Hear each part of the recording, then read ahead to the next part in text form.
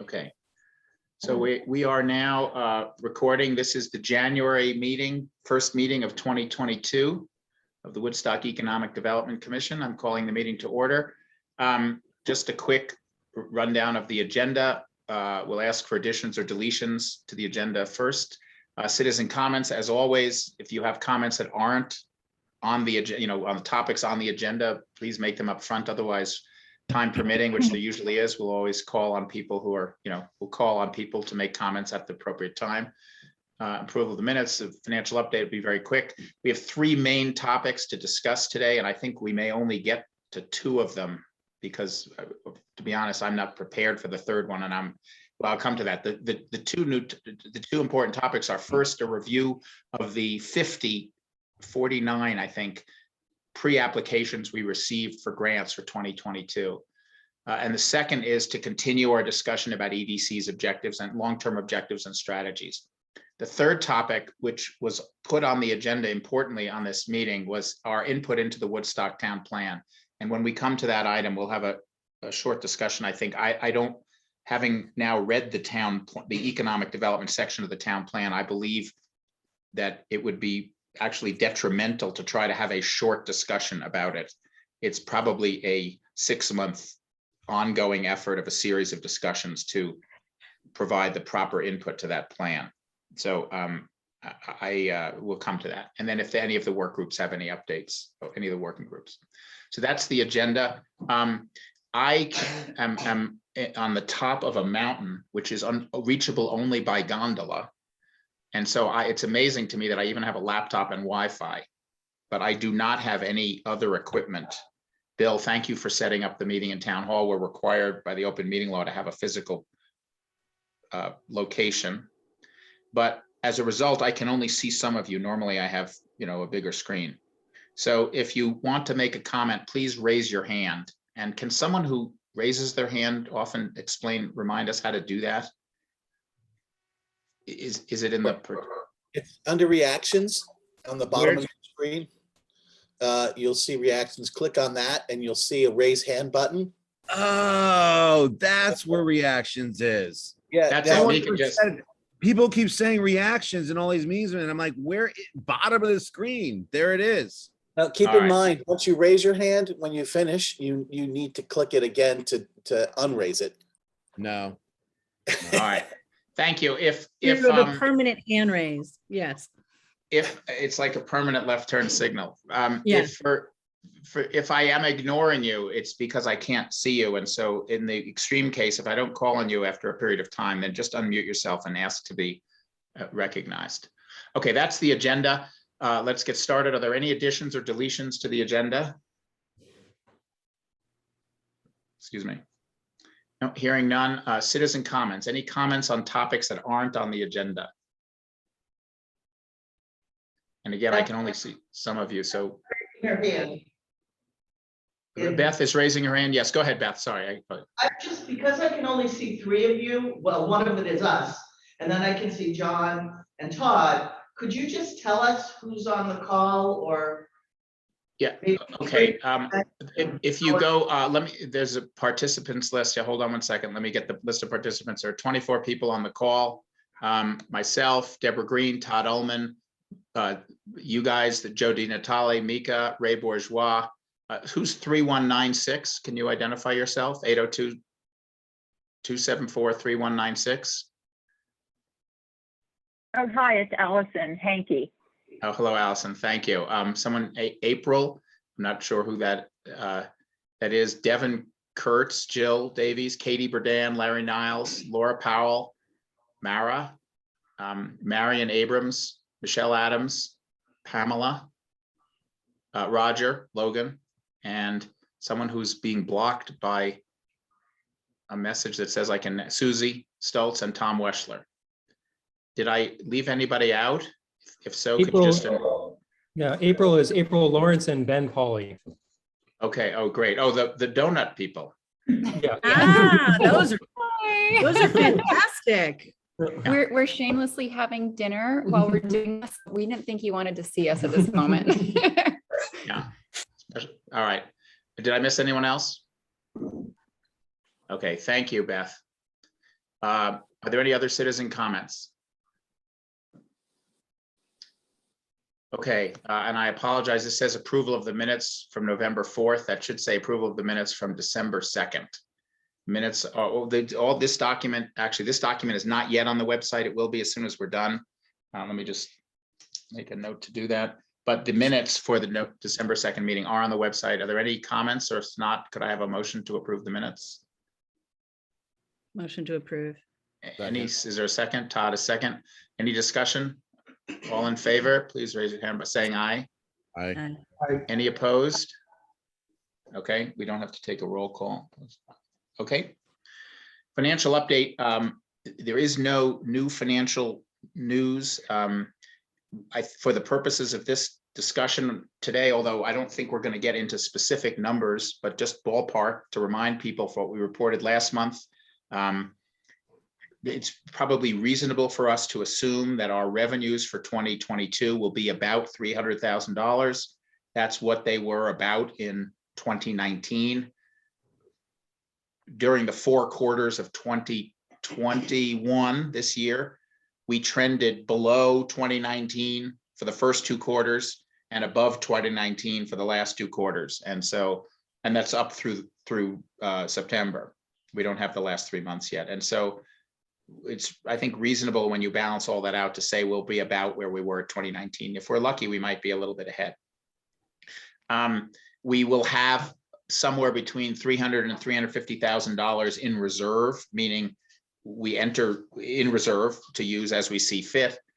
Again, my personal preference, it's on only one vote, is to say that we ought to think about, as we come to our annual meeting, we ought to think about granting approximately the amount of money that we expect to earn in 2022. So making grants of about $300,000. We have reserves. The reserves are there to use. And so if we decide that there's significantly more that we want to grant, we could do that. If we decide that there aren't things worth granting, we don't have to grant the full amount. So that's, and there's really no other major financial update. Any questions about the finances? Okay, new business, review of the 2022. John, one quick question. I'm sorry, go ahead. What balance, what cash do we have? Is that the three? All of the reserve is in, well, no, sorry, no, our cash is significantly higher, but some of it is encumbered. So I don't know. I know the answer. We know the answer. I just don't have it at my fingertips. No worries, Sean. No worries. Yeah. And the way we account is that we basically, what I'm always talking about is unencumbered balances. So if we basically say, Todd, we're going to give you, $5,000 to do something, Todd doesn't get that money until he's actually spent it and applies for reimbursement to us. So we'll have $5,000 quote in the bank. But when I say we have money in reserve, I'm not counting that. That's set aside for the use for which it was intended. Any other questions? Okay, review of the 2022 grants. So I just want to make a couple of comments, and I want to give a chance for any other EDC members to just make some general comments or observations as well. First of all, the pre-applications were, thank you, Todd and Todd's team, for getting the pre-applications online. It made the process of giving you all a report and sharing some of the slides and summaries that I'm going to have today. It turned that from a 2-week process where we needed administrative support and didn't know exactly when we would get it, to something that took me about 45 minutes, which is why I didn't even ask for help. It's just, you push a button, it gets downloaded from the server in an Excel format, and you're able to put together the kind of information that I was today. So it made a huge difference, and we will never go back going forward. It's really going to be helpful.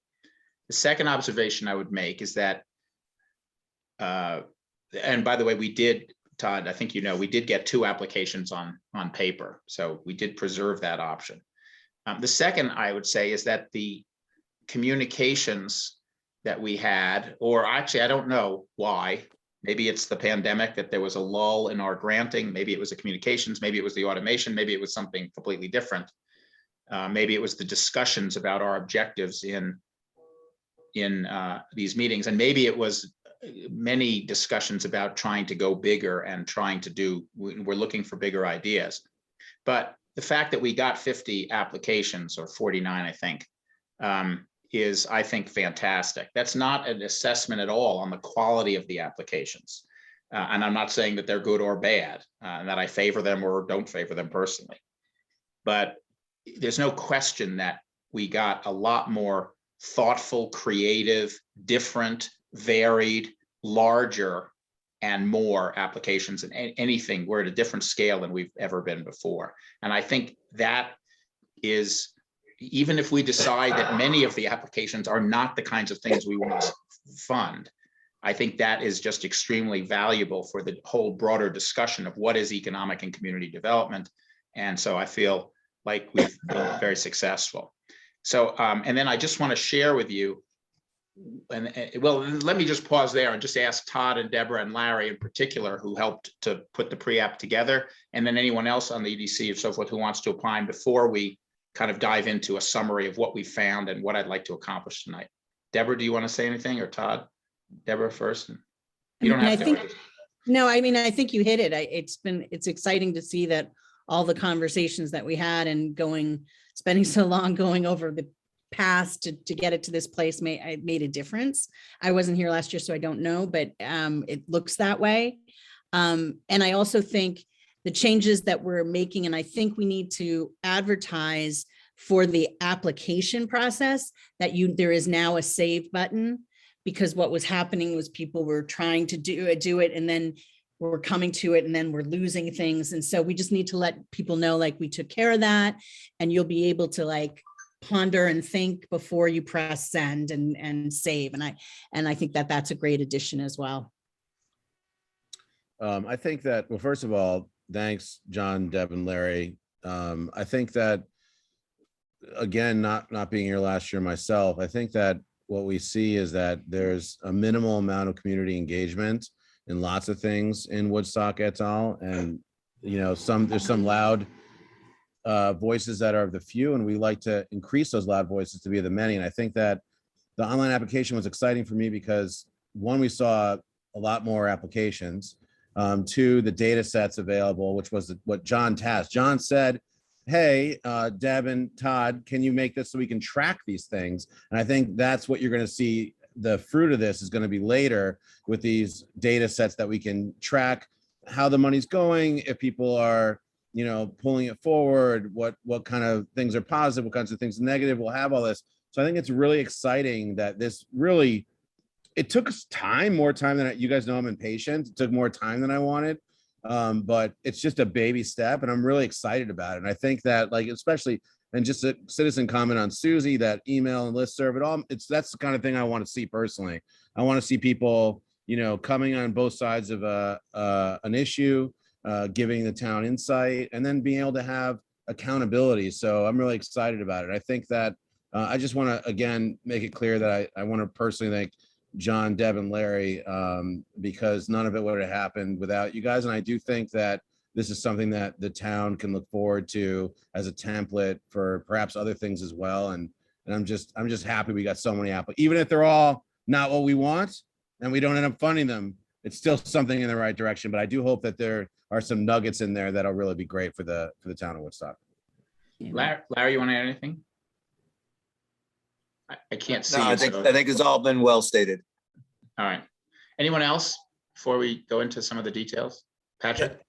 I think what's great is that it's a pre-app so that people don't have to figure it all out right at the beginning. So I think that step is actually quite good, because then it gives you the chance to be in it without having to write everything, you know. So at this point, then you can get help from either EDC members or other people based on your app. So I think the pre-app is a really great step, other than just going straight into the whole grant process. So I think that was a great thing. So Todd, Deb, and Larry, thank you.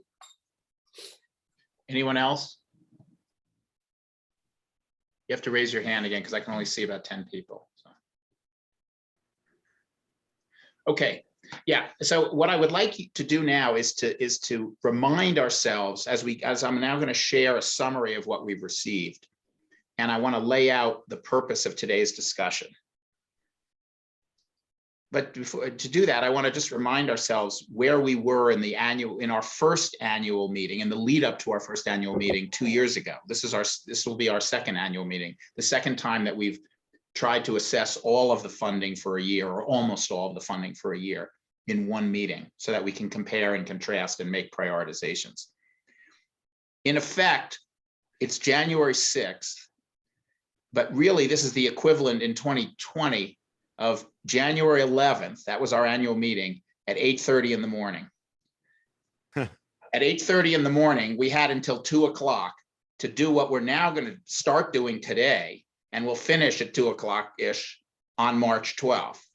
So we have basically 3 EDC meetings around which we can talk substantively about, not only among ourselves, but with the public and with the grantees, about what they've done, how it compares to what other people have applied, what we think are important or not. We'll have time, not just 4 hours, but we'll have 3 months, 2 months, wait, January 3rd, 2 months, and 3 meetings prior to getting to the point where we actually sit down and say, you know, Deborah, you've applied for X.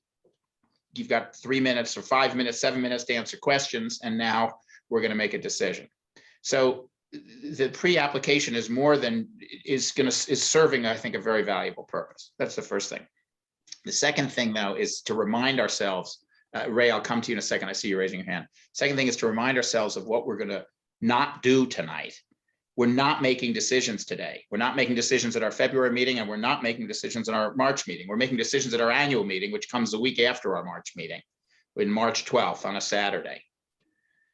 So what I'd like us to do today is not so much explicitly opine on any individual grant application, although I'm sure our own feelings about specific types of applications and even specific applications will come through.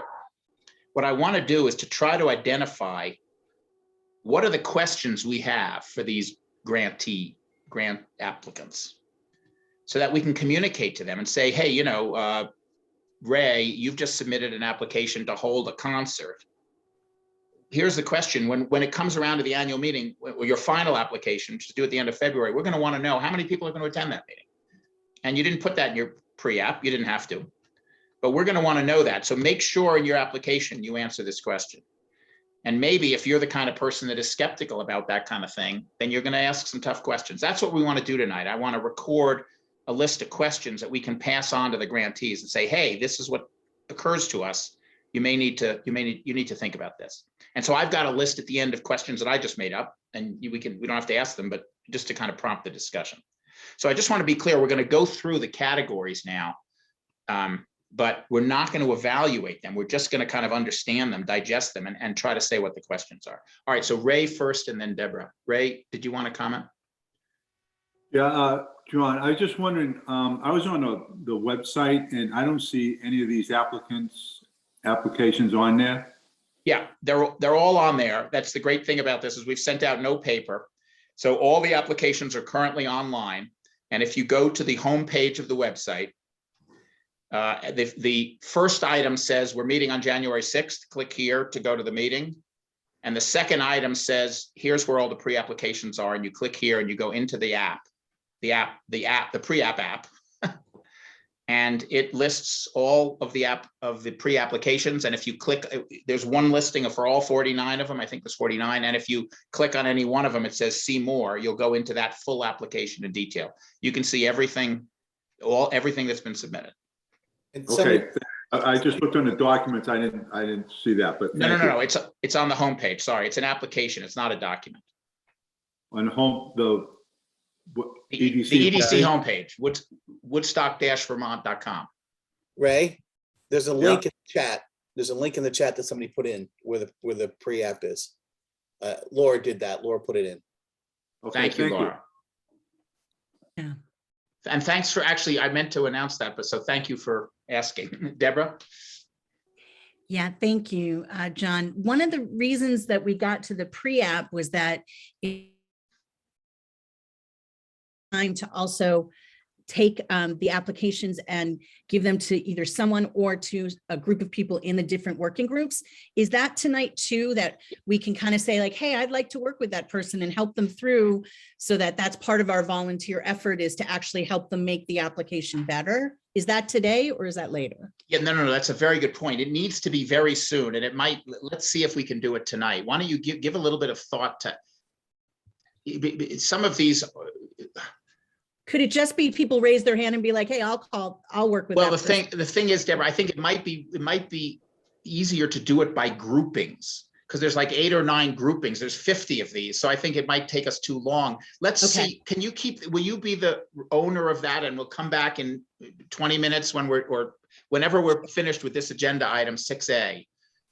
Can we then talk about how to do that? I agree, we absolutely have to, but it might be easier to do it with groupings first, and then So you'll I'll see just what take the applications and put them into the different groups of the I've housing. done that. events. Yeah, I'm going to show you the applications in those different groups. So let's see if they line up with it. Yeah. okay. All right, any other comments?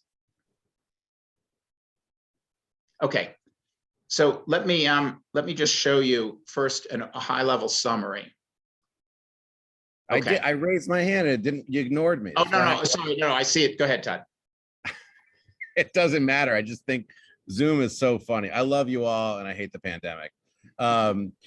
Just, it's important for folks to know that they can reach out to any of us for guidance as they go through their process. And then we can, so the onus should be on the applicant, but we also are excited for people and want to make the best town possibilities happen. So we can reach out, they can reach out, but I just want to throw out there, any applicants, please email us and we'll get you in the right department and get things going. That's all I want to say. Yeah.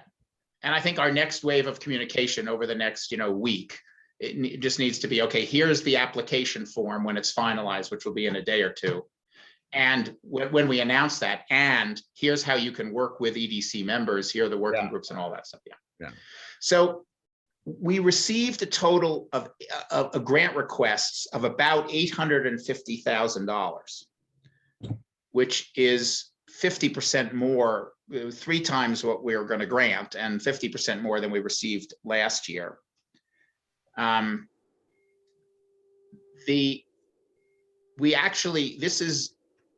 There is one grant request. This is understated for 2 reasons. The first is that we asked for things in ranges, and our upper range was $25,000 plus. I don't know what, so I counted that as 25,000. For all the other ranges, I just took the midpoint.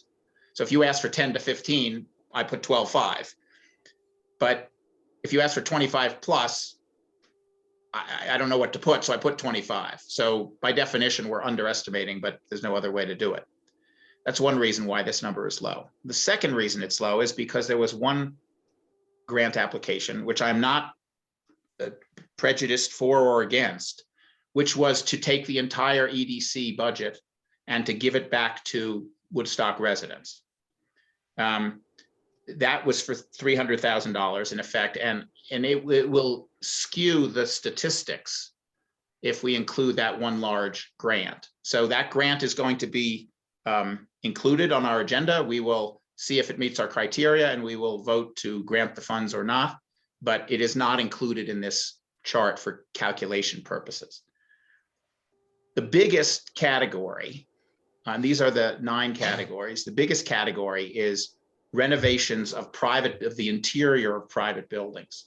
So in the past, when we've talked about renovating buildings, we've always talked about facades, and the state of Vermont, understanding the importance of facades in towns like Woodstock and other towns, has a program to provide grants for facade improvements. These are proposals to improve the interior, to build additional capacity, to fix up the kitchen, to put in sprinklers and so forth. And that's a quarter of the dollar amount. The next highest is events. And there are 6 or 7 proposals to create events, totaling about $135,000. There are some proposals to enhance the exterior of buildings, but more than half of that 130,000 is a proposal that I put forward on behalf of the EDC. We don't have to approve it. to establish a $75,000 facade improvement fund that would match the state grants in some way. So there are not a large number of exterior improvement projects proposed, but some. The Housing Working Group has put forward 3 proposals for $85,000. There are about $80,000, so that's about 10%. Also 10% are a group of proposals from businesses to help those businesses grow or get started. And included in there is a proposal from the EDC to establish sort of a business competition, an entrepreneurial business competition where we would, similar to other towns, you'll learn more about it and you can read about it. Larry was the lead on that, and you can read about that proposal. There are a series of proposals that I called services, also about 10%. This is things like providing Wi-Fi in the village, or having a website for outdoor activities, things that are, that would, services that would, or providing help for people to do certain things. Then there is another category, 7%. Staff resources are 2 people. The same 2 people, the same 2 positions we've always employed. One is the digital media coordinator and one is the EDC coordinator. And then marketing, most of the funding for marketing has already been approved, as you all recall. This marketing funding is simply to pay for the digital media coordinator for the rest of the year, and a small, I think $10,000 for test advertising at the end of 2022. So very, very significant increase. And let me just go through. John, you forgot the other. I'm sorry, Patrick? You didn't say the other. The other, I'm going to show you what they all are. So I don't remember actually. Let me just sort of show you. And I'm sorry, this is going to be hard to read because there's just a lot of information. So what I'm going to do is let's just go through here just to remind you all of this. And what I'd like you to be doing is think about the kind of questions that you would like to raise. We don't have to have all of them, I guess, tonight, because if you haven't seen this list before, if you haven't been on the website, you'll need to, over the next few days, go through it and read these to kind of understand them. They're not hard to read. So events, the 4th of July fireworks. Meyer Events wants to create a series of events, mostly, I think, live concerts. Appalachian Trail Days are basically events around the Appalachian Trail and the Trail House. Bringing TEDx to Woodstock as an annual conference. Expanding Bookstock. It's an existing event, obviously, but trying to expand it. Expanding Wassail Weekend, in similar ways to what was proposed for 2021. A woman's handmade market. I think this is an annual event, if I remember correctly. It's a small grant request. A photographer who wants to build a roving show, basically, and a podcast proposal to create virtual events. That's events. Growing private businesses. The first one is a request from a business that's outside of Woodstock. It's based in very near, but it's outside of Woodstock. So I think in the past we've declined to fund those, but I've included it on the list. 2 proposals from Luke Hansen on his e-bike, his Woodstock Wheels business, to provide capital for him to expand. I'm not sure what the Outdoor Adventure Collaborative is. Does somebody want to comment just briefly, just one sentence? And I'm actually not sure about the Two Tired Press either. I think both of those, Two Tired Press is is an ongoing publishing business. I think this is funding to help allow more disadvantaged authors to have the resources to be able to publish.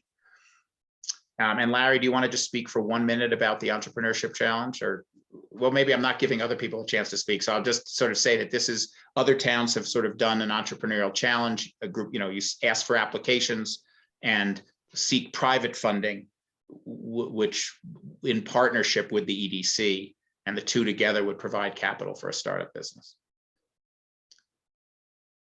Okay, I'm gonna keep going, if that's okay. I don't hear any objections. The Housing Working Group has put forward 3 proposals One is to provide a support person, a part-time support person, probably, that would work closely with the town's planning and zoning staff to provide help for people who want to build accessory dwelling units, or for people who want to participate in the home share program, which has just recently been announced. We funded that, and it took, I guess, a while to get it started up. They've put in a proposal to fund a rental incentive pilot program. This is to provide financial incentives for people who have short-term rentals on Airbnb and other platforms to convert those to long-term rentals, and to make a commitment to convert them. And the last is an accessory dwelling unit program, which is to possibly provide financial support to people who would like to build accessory dwelling units. All of those designed to increase the number of long-term workforce housing units. Marketing bucket is two small grants. One is, I think I mentioned these, I guess. One is to fund the digital media coordinator from April onwards. That position is funded through the end of March, but to fund it for the rest of the year. And then secondly is to use the new platform that will be completed, Patrick, in August or September, whenever the current project that we just approved ends. The platform will then be ready, and then to do a small amount of advertising, which we've never done before. We've never used paid advertising before to test the platform and to test actual paid advertising. There are many private, I call this private building interior enhancements. I may not get all of these right. Everyone knows that the pharmacy building is being renovated. There's a request to help fund that. It's specific to the sprinkler system, but I mean, they're doing a whole range of renovations there. The same thing is true for the creamery building, the 31 Central, I believe it is. Zoe Zillion at the Brasserie has actually asked for funding for staff rather than for capital improvements, but I think it's the same kind of situation. The building is new, and she's putting a lot of capital into it. Abracadabra is asking, I can't remember the specific piece of equipment that they're asking for, but it's part of an interior expansion. Restrooms. Oh, okay. So that one might be a little bit different, because are they going to have a public access to those? I think it was mentioned, yes, but Okay. They're also looking for kitchen stuff as well. It's much more than just bathrooms. Okay. Yeah. Remember, these are pre-apps, and so these details and so forth could very well change. So I'm just really kind of trying to give the flavor of it, and I haven't read through everyone completely. So April and Ben, who are on the call, are talking about building, I think, a commercial kitchen and looking for some help for that. Similar request, actually, for the same type of equipment from Soulfully Good. John Curtis, and I'm sorry, John, it looks like I misspelled your name there on one of these, is making two requests for. These are both housing developments at 15 Central and 45 Pleasant Street, multi-unit condo type housing, and with significant amounts of capital. And John is asking to help fund the building of those units. And I'm not sure. At Pizza Spot, does someone? I'm not sure what that is. They wanted to build it. They wanted to create an outdoor pizza area. Oh, okay. Wasn't clear where, but to create an outdoor food option that was pizza. Okay, so that may not fit quite into this category. I may have miscategorized that. The services grants, wireless Woodstock, I put that one in just to make sure it was sort of there. I don't know where I would rank it, but to basically complete the rollout of wireless Woodstock from the rec center to the hardware store or to Worthy. It was about 1/3 completed. It sort of ran down and slowly pieces of it turned off. I think one tiny piece is still on. A Woodstock outdoor website, Tom Weschler has proposed an enhancement to the current site, or a new site that would be linked to it, that would give a fuller and complete a much fuller description of all of the outdoor activities that are available. If somebody, I think it's April and Ben, could you, I'll mute you guys. Sorry, there's some background noise there. A visitor greeter project from the chamber to basically fund the staffing of a person who would greet buses, provide the buses and the people on them with information, direct them, and potentially, I suppose, possibly also coordinate with the bus companies so that during peak periods, we might have a way of knowing what demand was going to be and maybe being able to provide food and so forth in a more, be made more effective in providing services like food. An expansion of the Welcome Center hours. I think this is a proposal that if the Welcome Center were open later on certain days or certain times, that might foster more downtown shopping. So those are two proposals from the chamber. A Visit Woodstock smartphone app, which is, I think, partially developed from David Brown, but needs more development. So that I would call that services. The next category are what I call staff resources. There are basically two people that we're proposing, plus I classified the digital media core manager under marketing, but it's also a staff position, I guess. The first is a grants manager, which would be a kind of an across the board, a person who could help write grants for Woodstock. The primary priority would be grants that would fit into the EDC's mission. But I think just as a practical matter, I mean, this is just a pre-app, but I think as a practical matter, it could be that person's time to some extent could be used for other grants as well, not-for-profit organizations or for the municipal government to prepare grants, for things that wouldn't be the EDC's responsibility, but we're such a small community, why split hairs?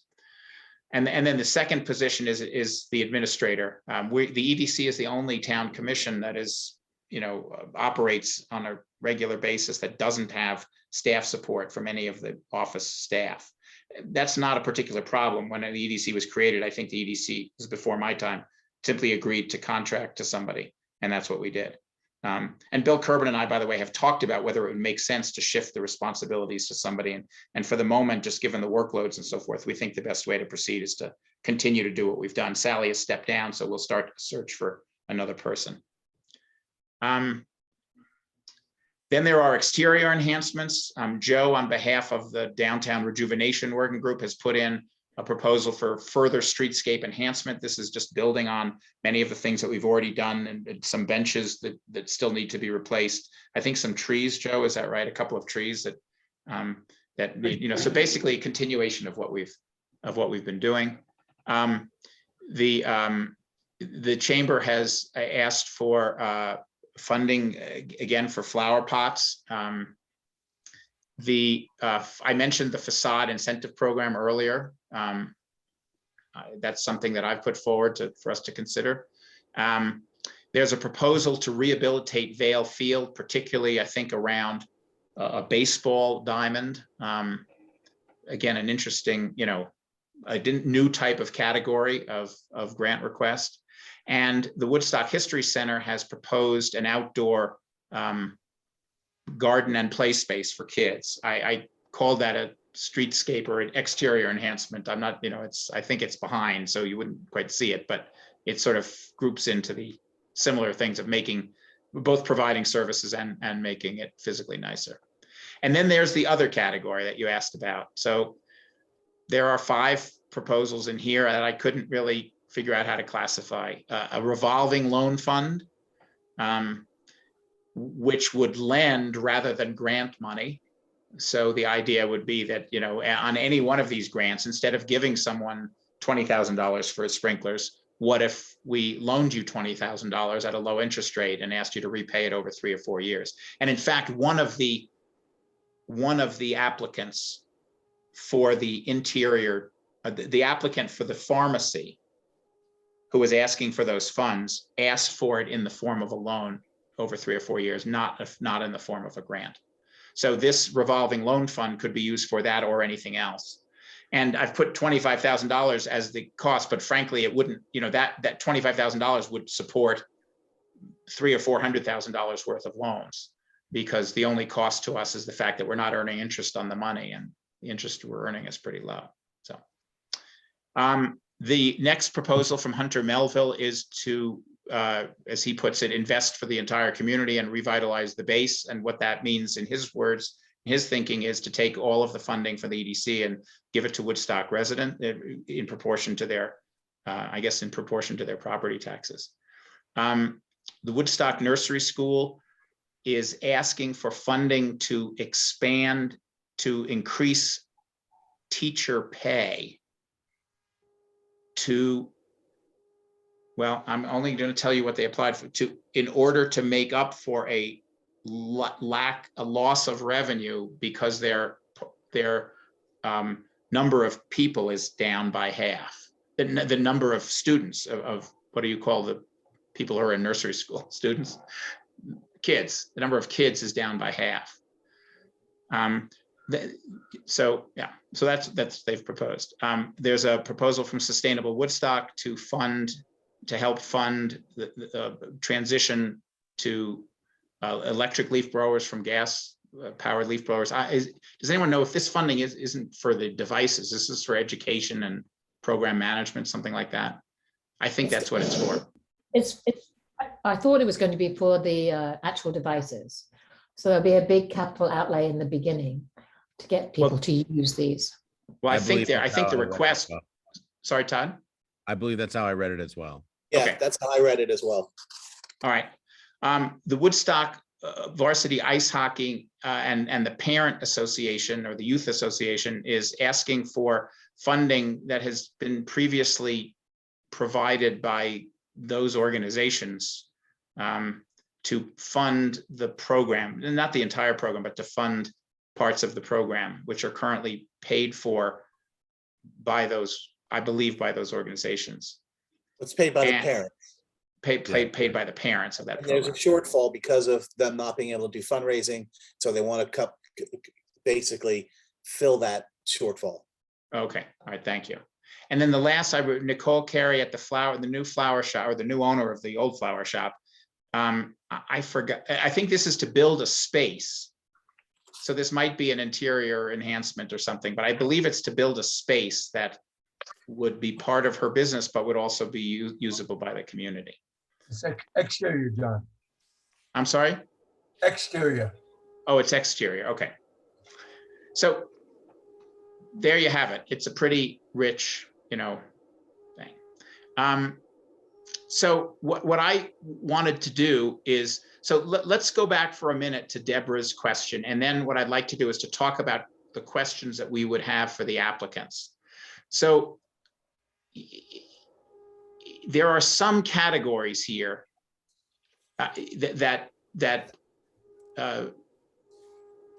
would, for example, the events working group, I think, should work with all of these. Now, you may choose to work more with some than with others, but a few of these just kind of line up precisely with working groups. So I would say the events working group lines up.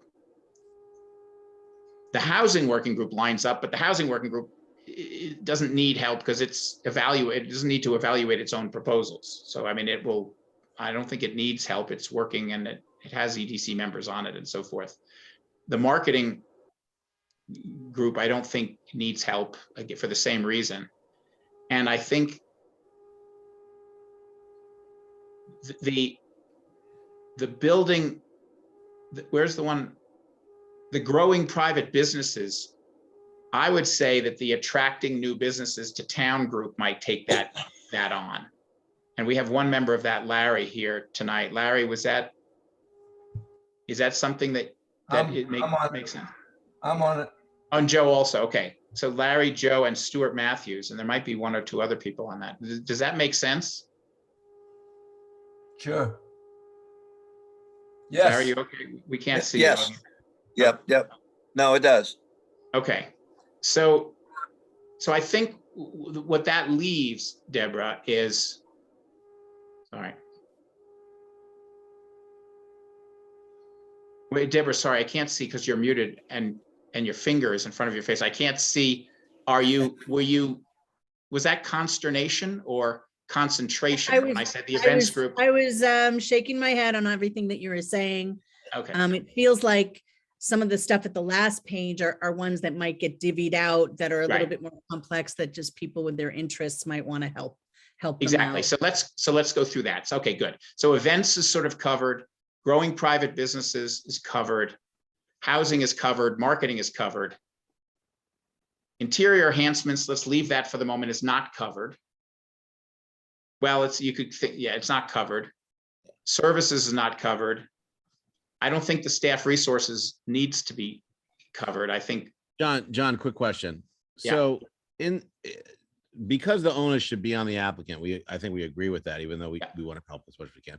I think perhaps when we make the application go live, we have them select if they want help, what division they think they want help from, right? And then this is all moot.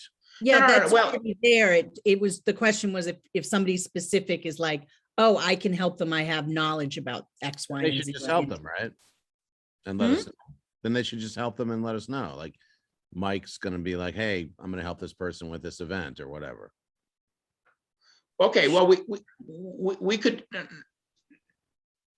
I mean, I guess what I'm saying is I don't think we need to like get into the weeds on this because I understand now what you're saying. Yeah, no, we don't need to divvy it up on this phone call if that's what you're saying. yeah, It's making sure, and I think that was part of the application we came up with was like, do you want help and from which working group? Well, a lot of boxes were checked on that question.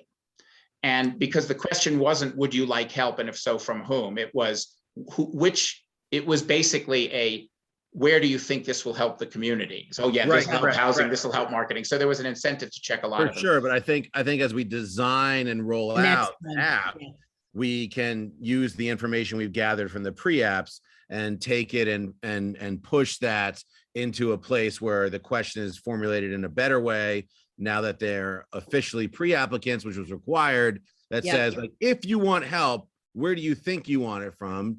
Triggers that group going, no, it's actually better here. Or, yeah, let's help you out. I think sort of something like that. I mean, I don't want to take away from your presentation, John, because it's amazing. I'm just saying that I think that they can figure out where they think they want help, ask for it, and then we can massage it, is what I'm saying. No, your suggestion is much appreciated. I think that's fine. And I think, does anyone object? So basically what we would do is there needs to be a communication now to the public and to each of these applicants. And that communication will say, among other things, here's how we're proceeding. You're due on 28th. Here's the final application. And here's how we can work with you between now and then. And just we saying want to help you. Do you want it? Right. Where do you think we can help you? Yeah. Well, The question is, I'm going to raise an issue here because there's Patrick 50, and then Deborah.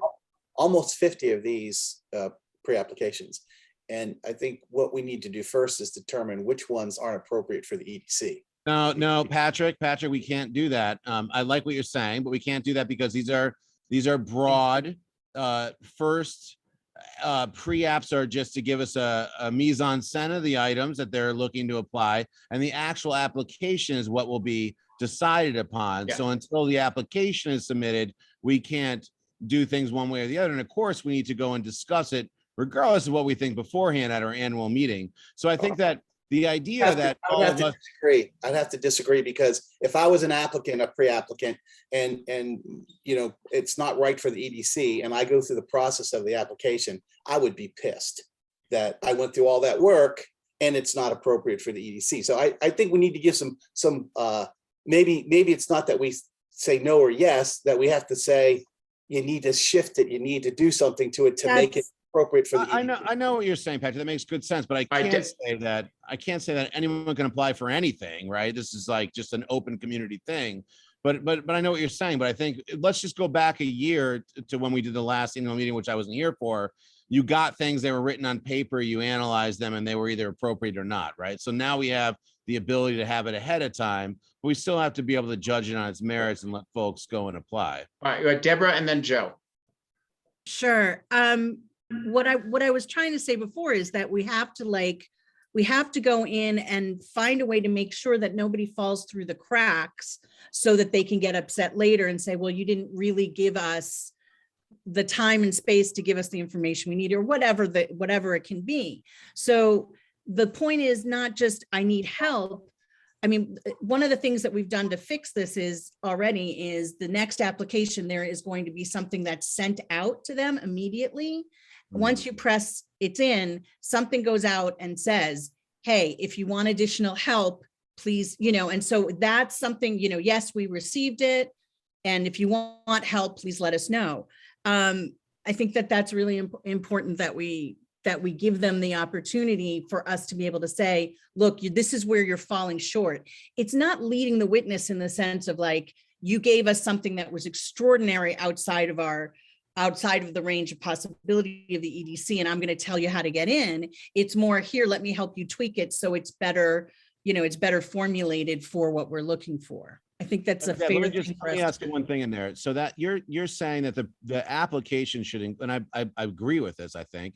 You're saying the application, when we send it out, the digital version, we know there'll be a paper version at town hall as well, but the digital version will have something that says, hey, check this box. And if they check this box, it'll say, help me with this. And it keeps going down the line, and that'll alert us and we can reach out to those folks. That's what you're saying we want to see in the app, right?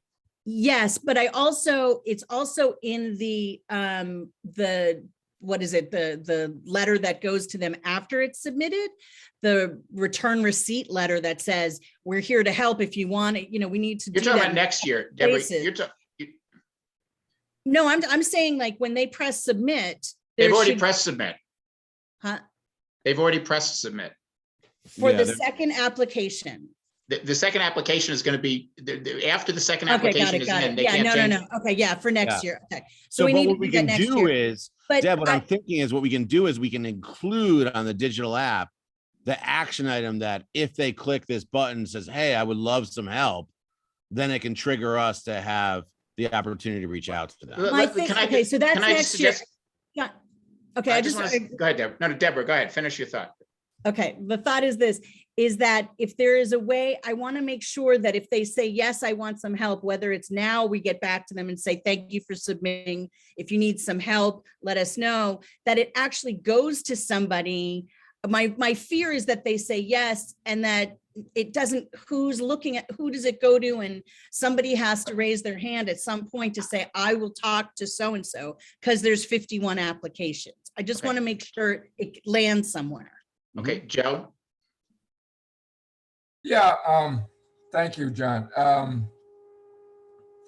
Well, going back to what Todd said earlier about the onus is on the applicant. What the questions that pop up to me is it abundantly clear to the applicant that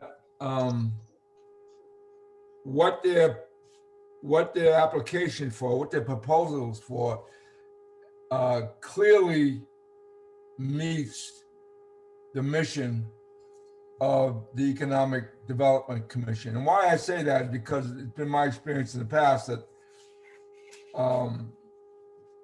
sometimes applicants can throw a really wide net on why or how it will positively affect economic development in the community, which sometimes is too wide, and sometimes it just really doesn't make a lot of sense how it would apply. And the question is it a member of the EDC's responsibility to whomever they reach out to show them how it will be approved? Or is it like, as Todd said, it's on them, on the applicant, to display the relevance of their application and how it conforms with the mission of the Economic Development Commission? But I think, you know what I'm saying? I do. Yeah. And let me, maybe this is sort of unstated, but it's been in the back of my mind. Let me sort of share how I thought it would work, which I think can meet, is sort of a middle ground, I think, that can meet most of these objectives. The purpose of the annual meeting is to be able to make trade-offs.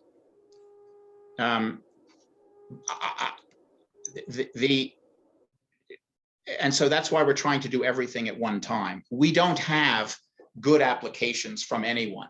I mean, I wouldn't grant a single one of these applications based on the pre-applications. I hope no one else would either. They're not, the pre-app isn't designed to do that. So I don't feel comfortable telling, so that's the first thing.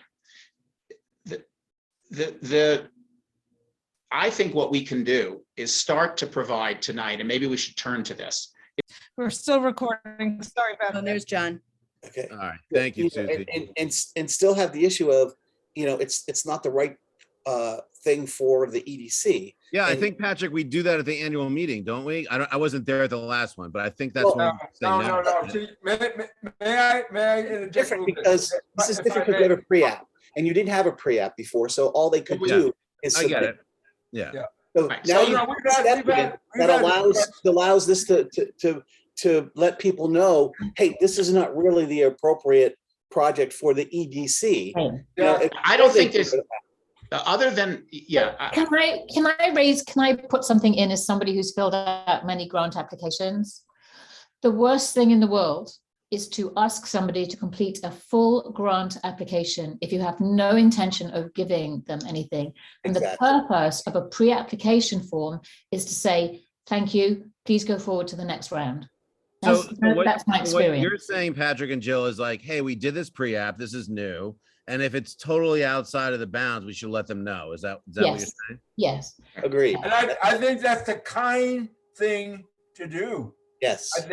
I really do. I think that is, being respectful of them and their time and their efforts, and say, listen, have you really read the mission of the EDC? And you really feel that this belongs here? Right. all right, Because it really doesn't. I just I want mean, to say it one brings more to mind, thing. wait a minute, Todd, wait a minute.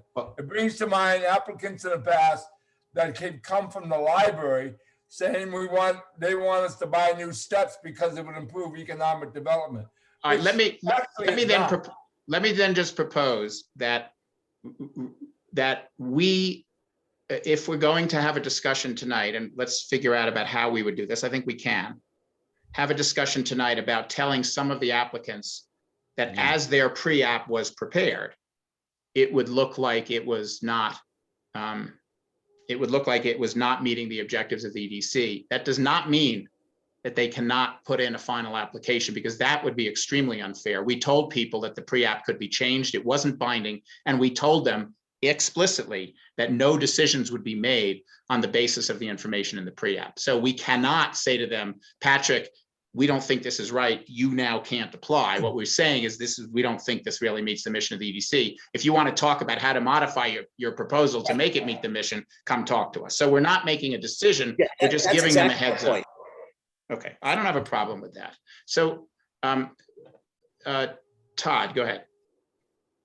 This makes total sense. So that's great. And I love that. That's why I like working here, people that have more brains than I do. This is great. So we did a pre-app. We said, hey, it's non-binding. Send us what you want. Let's get community engagement. And then some of the things are like, I think they're ridiculous. Some I think are great. You may or may not agree with the things I think are great. That's taking a thing from John's playbook, but it's true. So Jill, first of all, Joe, your lighting's beautiful. But what we're saying here is that we should reach out to those folks and say, hey, when you submit your app, here's some things we're thinking that you might want to focus on, or we don't say anything to them. Is the onus on us to respond to everybody with this thing? Or what is our obligation? And this isn't like a technical thing, it's a spiritual thing. Like, what's our obligation to each person that submitted? Where do we draw the line there? And how do you guys think we should do that? Can I interject something, please? I think an answer to that question, Todd, is somehow. Powder, get some taco seasoning on there. Wait. Just pack it in there somewhere. Sorry. Or some way asking the applicant, have you in fact read the mission of the EDC? Yeah, okay. And can you really explain how what you are applying for meets that mission? Yeah. I mean, put it back on them and say, listen, Do you really think this, or instead of saying, well, we're gonna refer you to one of the members and they're gonna show you how you can tweak this thing so it can get approved? I don't think that's our Yeah, that makes responsibility. good sense, Joe. That makes good sense. All right, let me suggest the following. I think that for us to send a message to any applicant saying that we think that your pre-app as broadly, defined, doesn't really come too close to the EDC's mission. We have to have a process to do that, and we have to opine on 50 things. I don't think we're going to do that tonight. Yeah. And I also don't think that we can wait until the February meeting to do that. It would not be that hard to set up an online form to be able to do this. And so I'm going to suggest we do that, and that by the middle of next week, that everyone at the EDC go through the applications and indicate for each one which you feel are are sufficiently far away that we need to warn an applicant, that so forth. Let's talk about that process. How many would it be a majority? Again, we're not making any decision, so the tightness of this process doesn't have to withstand incredible scrutiny. We could simply, I could imagine simply saying, Patrick, you submitted a proposal to, give everyone hats made out of cotton candy. A majority of members of the EDC felt this did not meet the mission. You are perfectly entitled to submit the proposal and we will consider it, but we wanted to give you this update. If you'd like to discuss further about why some of us thought that, please let us know and we'll assign someone from the EDC who felt that way to work with you. Something of that sort.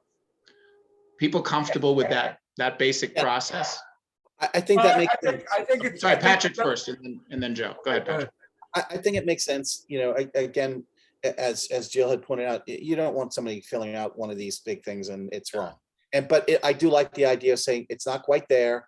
Would you like help to figure out how it might be able to get there? I think that's fine. And I think the process that you said is a good one and one that we should do. Joe? I really don't agree with that, Patrick. I'm sorry. I don't think it's the job of a member of the EDC to show an applicant how they can tweak it in order to meet approval. I really don't think so. I think it's, as Todd said earlier, I think the onus is on the applicant. John, I'm sorry, I didn't mean to actually tell them how to do it as much as point them in a direction. I don't want to do the work. That's their job to do the work. I agree with you totally on that. Yeah, right, exactly. Joe, let me illustrate the problem with not having some kind of informal dialogue. Yeah.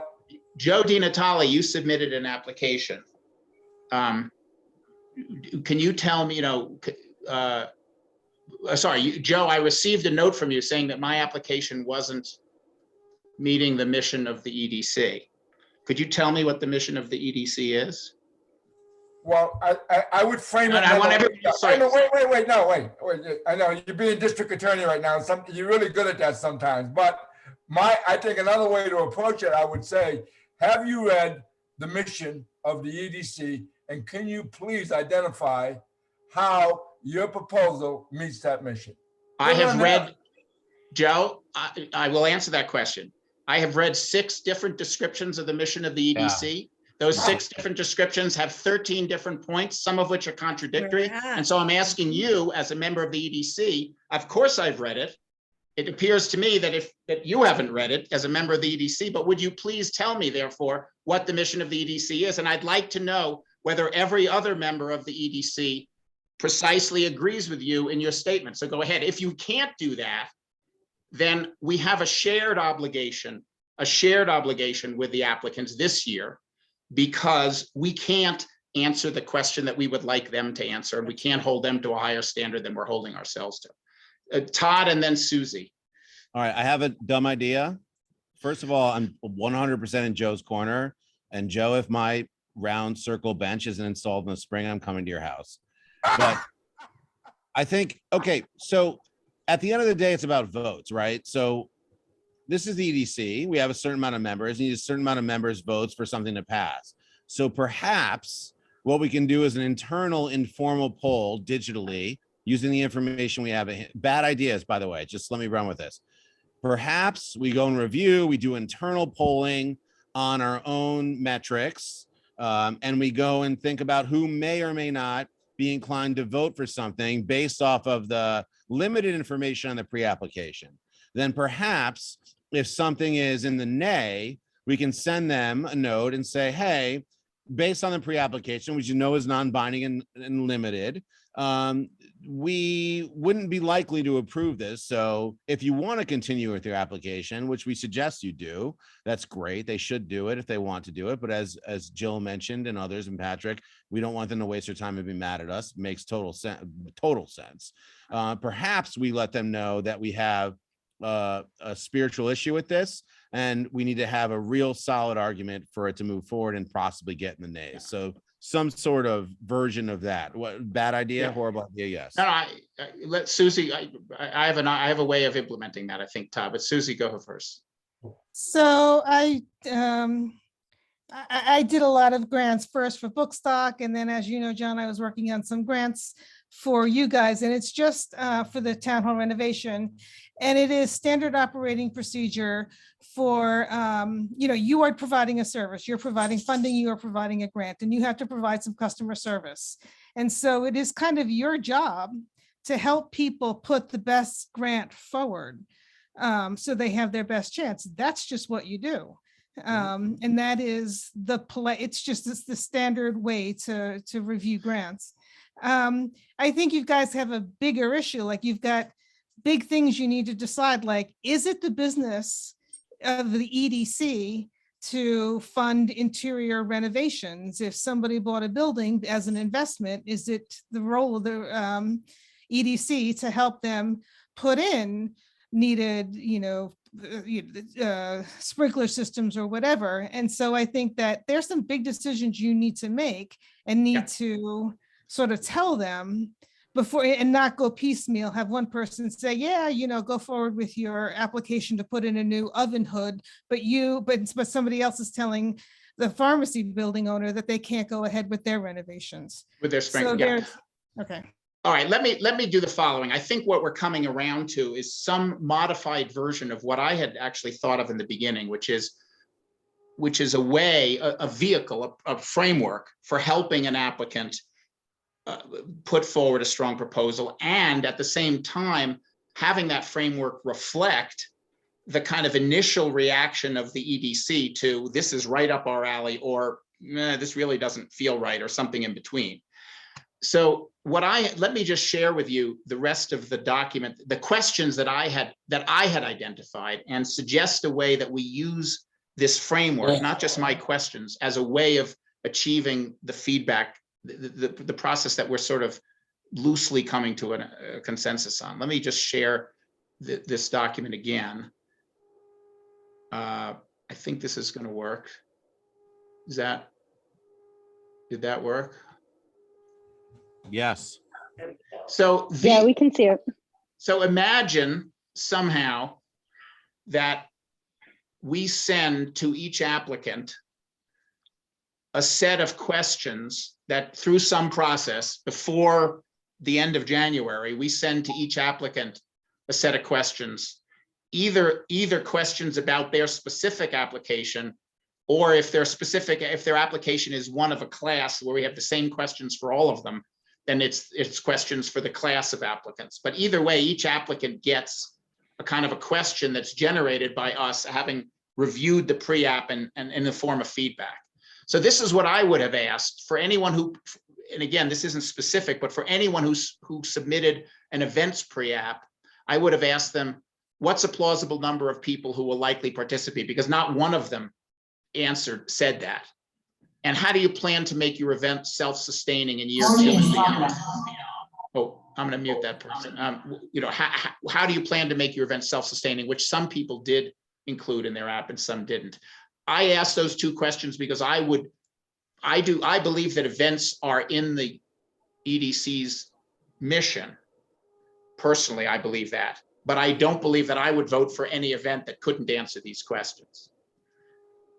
for businesses, whether it's growing private businesses here or the group of applications who are asking for, to enhance the building. I would ask, what public accommodations do you plan to offer in return for public funding? Will you guarantee lower rent? Will you provide public access? This, by the way, this question shows why it's hard for us to say a grant is or isn't part of our mission. Someone who says, I would like you to give me money to build my building and I will give you nothing in return, I would say that's not in our wheelhouse. And I'm sorry, I'm muting a couple people here. I'm asking you to mute. Thank you. But someone who says, I need a loan to pay for a sprinkler system, but I'm prepared to make my restaurant open, for public meetings one night a week in return for that, could fit the mission. So in any event, so I would ask anyone who wanted us to help fund their building enhancements, what do you plan to give back to the community in return for that? For the housing working group, I would ask them, what level, can you justify your requests? What level of interest in building ADUs has been demonstrated by the community? For the people who apply for facade enhancements, I'd ask them, have you applied for state grants? And what public accommodations would you plan to make in return for your support? For the services people who propose services, what evidence do you have that these services are in demand? These are, maybe some of these questions are more superficial, maybe they're not. But what if we were to have a process where and I think we would have to have another meeting. What we need to do this properly is, and I'll stop sharing, is we'd need to, everyone on the EDC would need to read through all of the applications. We need to get back together again, let's say in 2 weeks, because we need to do it quickly, and basically go through and for each of the applicants, basically say,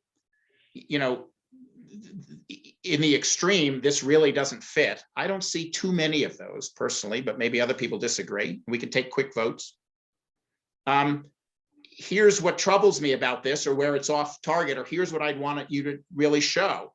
And we can then send feedback back to, in particular, the applicants where there's really a lot of questions about it. In some cases, we might be sending applicants questions to everyone who submits an event application or everyone who submits a building renovation application. And in some cases, we would be specific to a particular one. And in some cases, we might say, we've gone through, we don't have any major comments, please continue with your application. And if you'd like, if you'd like some input from someone on the, on one of the working groups, let us know. I can't see a way, yeah, that's how I would implement what we're doing. I think it kind of balances our obligation with the applicants. It lets us move forward and give some feedback without us having to precisely define our mission before we do that, which we won't be able to do, so forth. So, all right, let's see who wants to feedback on that. Todd and then Ernie. Yeah, first of all, I literally agree with everything you said. And I think the most important thing is this: forget the past. We came in, and again, it goes to Susie's email on listserv. We came in this year, coming in what we thought was out of pandemic, in the middle of this disaster, and we decided to modify processes. Why do we do that? We want to be equitable, right, Deborah? We want to have people have a fair shot. We have I keep saying we have the people's money, and we need to do the. So there's a real issue here of the fact that a good job was done before, and we're making changes. So what's the first change? The pre-app, great. Online, great. In town hall, great.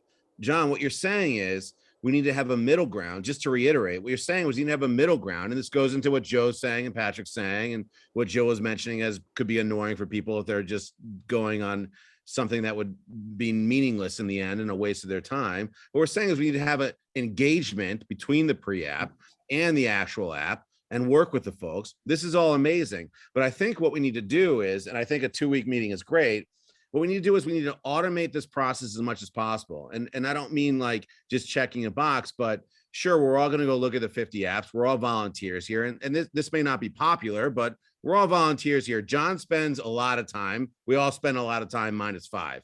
Okay, so it'd be great if we could think of a series of questions that we can have for most likely, maybe, and not likely, or something along these lines. And we just go and push those. And that goes to what Joe's saying, which I agree with. The onus should be on the applicant. But at the same time, all applicants aren't the same. They don't have the same education level. They don't have the same experience with grants.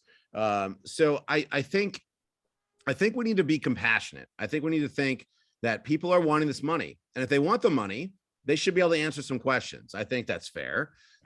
If they don't know what questions to answer, we should ask them, and they should be able to answer them, and we should digest. So at the end of the day, we should put in a second process, and I think we can put that online, that does exactly what John's saying and gives us a sort of 3-step. Again, I'm proposing a highly likely, which maybe is nothing, a medium, and a no, with some generic questions, because it's hard to ask the members of the commission to read all 50 pre-apps, digest them, go through, think about them on a personal level, and basically decide how they would vote off a non-binding pre-app. It's a lot of work, and I'm not against work. John, you're not. All the people here, we all work hard, but it'd be great if we can have a more general sense of that. So I'm not sure what you guys think of that, but if we can do something like that, we can surely code it. All right, here's what I'm going to do. I'm going to let this discussion, we're going to continue this discussion, Ernie, then Roger, then Deborah. But I just want to say, for those of you, we have a longer agenda. This is actually, I think, a very, very important moment in time and a very important discussion. We're together, and we need to get this as right as we can. And I think we've got some very good issues on the table. So if all we do is in this meeting is agree on what this next process is going to be, I think we will be meeting our most important obligation to the community for this meeting. So I'm going to let this discussion continue until we can resolve it. So Ernie, then Roger, then Deborah. Thanks, John. This part of the discussion, I think, is running on a little longer than it probably should at this point, given the rest of your my comments perhaps made a little bit more sense earlier when I raised my hand. But I just wanted to quickly share my own experience. I've designed and administered grant programs, having worked on the grant making side previously. So I just wanted to provide a high level overview of kind of what has worked, what I've seen work in the past.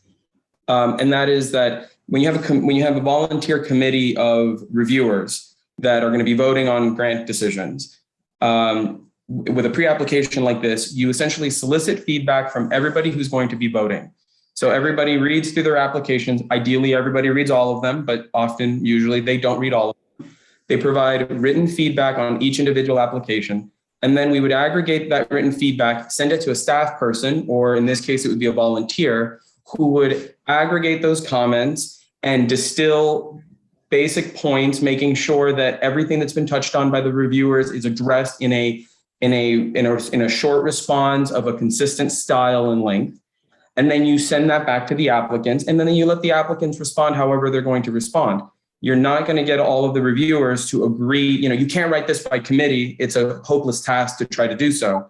So you solicit the feedback, you aggregate it, you send that feedback to applicants, and then you say, and if you'd like to talk more, please reach out to us. Most people won't.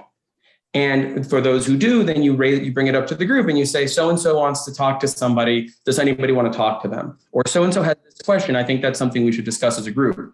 But you handle them on an individual basis, because you're not going to get every pre-applicant trying to have a one-on-one conversation about their particular application. That's just not going to happen. So that's what I've seen work. And I just sort of wanted to offer that as a model, because I'm seeing this going in a few different directions, and I've seen all of these directions before. So I thought it would be helpful to sort of hear what at least one person. So that's terrific. That's really helpful. Thank you, Ernie. Roger? Yeah, I think your categories make a lot of sense, John. I would probably look at tweaking them. And I think that this is a very interesting discussion because you're talking essentially about what is the mission and vision of the EDC, what's it for? And I think intuitively, everybody obviously knows that to some extent, but I think there's still a lot of things that are up in the air. So I would add, in looking at and evaluating as a criteria for evaluating, how well does it fit an articulated vision and strategy? and that's obviously going to take some work to come up with. How on brand is it for what Woodstock is or aspires to be? What are the constituencies for any individual, the development constituency for any individual proposal? And, you know, for example, is somebody's request to do interior renovations or exterior renovations on their building, does that serve a larger constituency? To what extent does it serve a larger constituency? And this is where we get to your givebacks. You know, my personal bias is no private business owner should get a grant as opposed to a loan, which I think is an entirely different thing, if there's not some kind of give back involved in that. And I think, you know, I think that, so I think it's really, I mean, I sound like a broken record on this, but I think the vision of the EDC needs to be clearly articulated, and how any grant fits into both the vision of the EDC and how the brand of Woodstock is perceived. And that it becomes very important in going forward, making decisions to make sure that that is articulated, because I think you're going to hear more and more people saying, why don't we take the 1% options tax and put it into infrastructure projects? Or as one proposal was, send everybody a check for 37 cents or whatever that would end up being. But without the EDC being able to articulate a broader vision and set of goals besides economic development as a mom and apple pie panacea, then I think it's going to become harder and harder to defend what I think is a valuable projects, to look for ways to encourage development with whatever funds are available. Yeah, Deborah, and then Michael Malik. Roger, I think you're right on the money, and this is something that we've been talking about extensively, that this needs to be not a one meeting conversation and not just an EDC conversation. It needs to be with the community, and it's going to take several months, and it's something that we're all wanting to do. And you're absolutely right on that. And I also think Susie is absolutely right about, you know, we are here to help. You know, this is part of our job. But given the moment and time that we're in, the things that I'm hearing based on what you asked me to kind of take notes on at the beginning, John, is there are two things that we know for sure. We cannot say no to any pre-application as a definitive.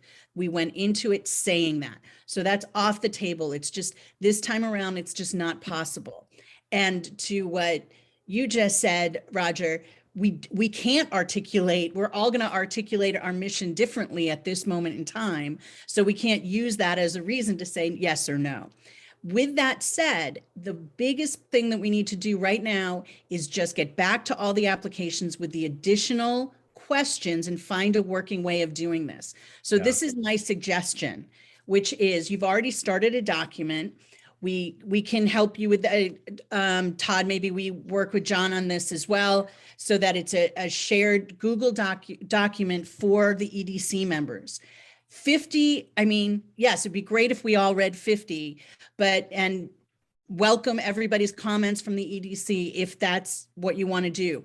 But at minimum, each group is responsible for reading their group's applications and putting, you know, something in if you have a question to add to John's question in each of them, so that you'll have a document that has our basic questions that go back to each person, each group.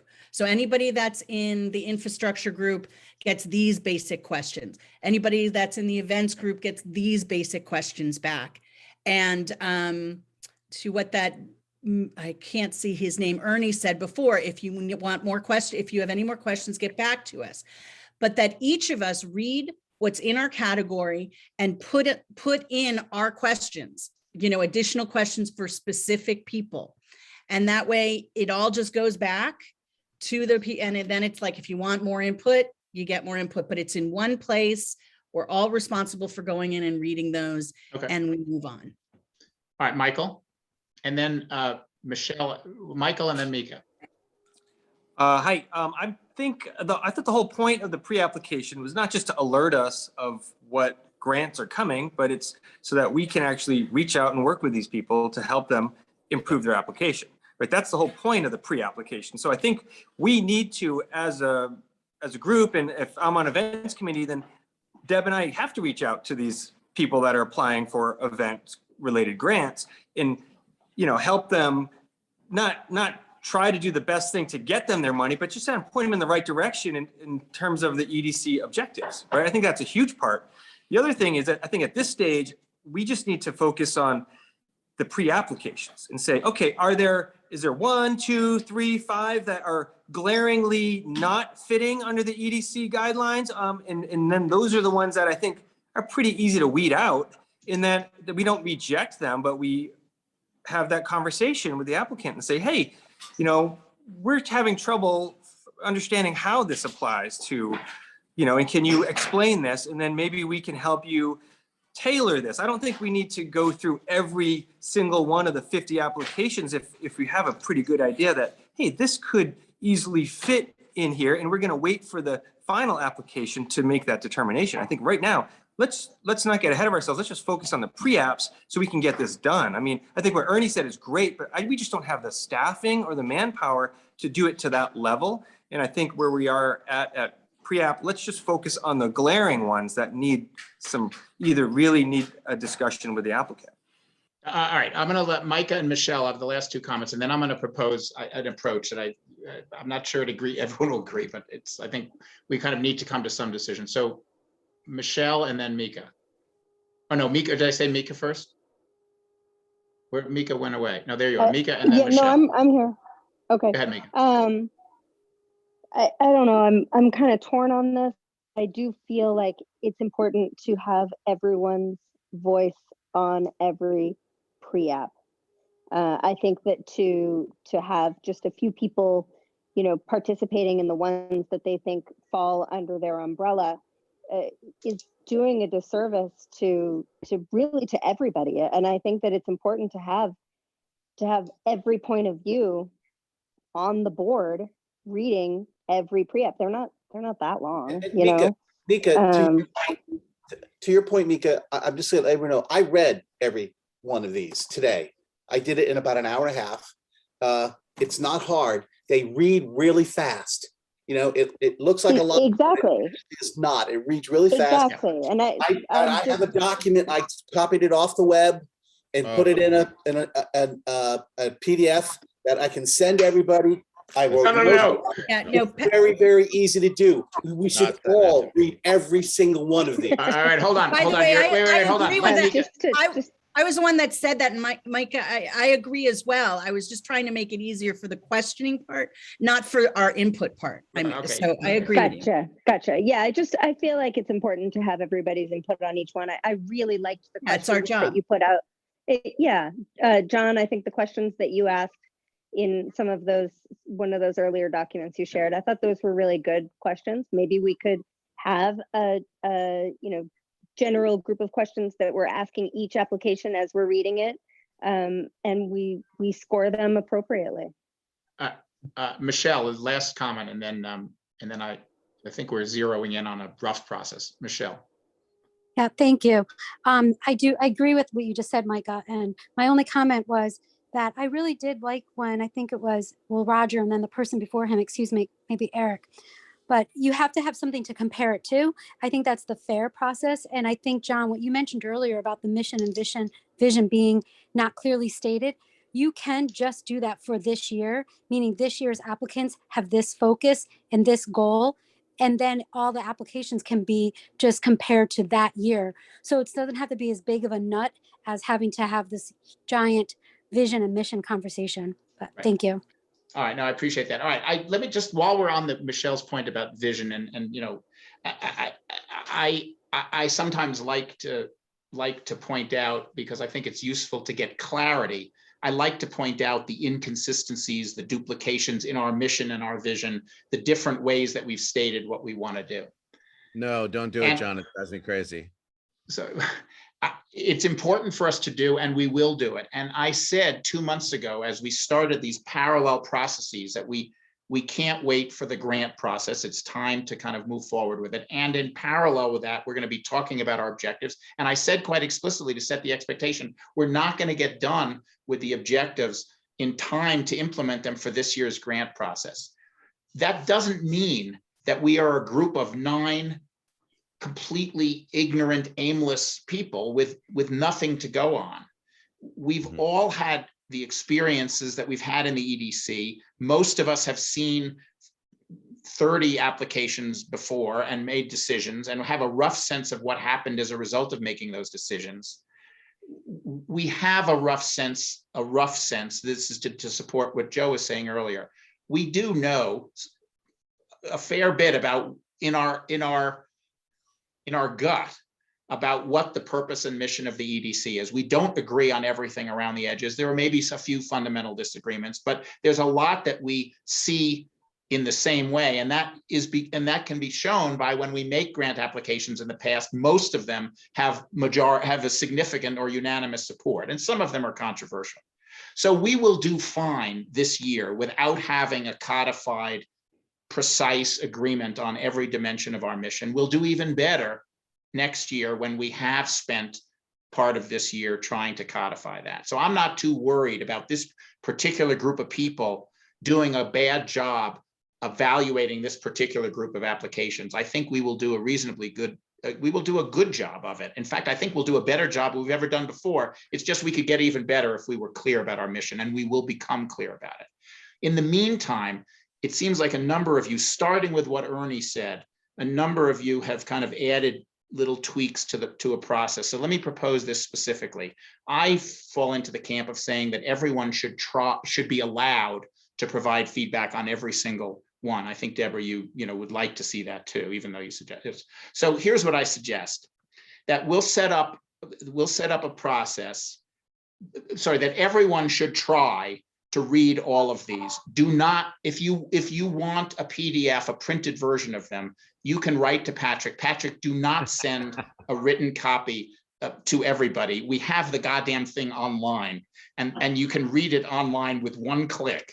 So please don't, but if you do it, Patrick, do not send it to me and do not send it to Todd, because if you send it to Todd, he not only is he gonna be pissed off at you, he's gonna be pissed off at me for letting you send it to him. So I like to write notes on paper. But that's fine. You can. Ruining the environment. You're ruining the environment. Just do it in secret. Oh, every cycle. Everyone on the EDC should try to review every applicant. It really doesn't take that long. I agree with Patrick, although I haven't read all 51. I think an hour and a half seems like a reasonable amount of time. We're not going to check up. Everyone will set up a process, whether it's a shared Google Doc or a shared spreadsheet or whatever, where each person can do 2 things on as many of the applications as you have read and would like to opine on. One is you can input comments or questions, and as Ernie described, those will be fed back to the applicant in a relatively unfiltered way, so that they each receive whatever feedback there is. And secondly, I would ask that people do put in a high, medium, low in terms of their likelihood. That's not a decision, and it won't get reported back to the applicants. What it will be useful to do is to allow us to focus our time at a special meeting that we hold 2 weeks from now, when we can basically say, if there are 50 of these, and I think, Michael, this is sort of the point, Michael, that you were making, Michael Malik, is we don't have to have an equal discussion about all 50. If there are 6 or 7 that everyone has voted low on, those are the ones that we should really make sure we tell people, these are our concerns. We're not going to say what the vote was, but there were some serious concerns here. Please look at these concerns. And then anyone, whatever your feedback was, feel free to contact us if you'd like to have some input. And then we proceed. And if we can do that by January 20th, we're still leaving 5 or 6 weeks. We're giving people 2 cycles to do it. I think that's kind of a good process. I think we will get enough feedback from most of us to give everyone who needs it the feedback that they need. And I think that is sort of the Ernie process, very slightly modified. So let me get, can I just It's not ask? perfect, John. Joe- It's not perfect, but we're making it so much better than it was before. We're Right, adding- exactly. But So yeah. what I'd like is just Joe, I'll give you a chance to comment, but before that, could I just get, is there anyone who's sort of significantly opposed to that? Just raise your hand, or, well, if you're not, if camera isn't on, or just speak up. Anyone now on the EDC? Okay, all right. So we'll figure out how to implement that process, and I'll send a note around tomorrow with a specific proposal, and I'll seek out dates about 2 weeks from now when we can meet. It's a public meeting. We're gonna have to do this pretty carefully, and so forth. So then, all right, just brief comments then to kind of wrap up, starting with Joe. I really feel this is very important. And I honestly feel that if you're taking on the responsibility of being a member of the EDC, then I think you should take the responsibility seriously of reading every one of these applicants. Yeah. And kind of getting a feel for what's going on. Not only with the EDC, but what's going on in the community, what other people feel we need in this community. Yeah. So I think it behooves every one of the members of the EDC to read every one of these applicants. Yeah. That's my comment. I agree, Joe.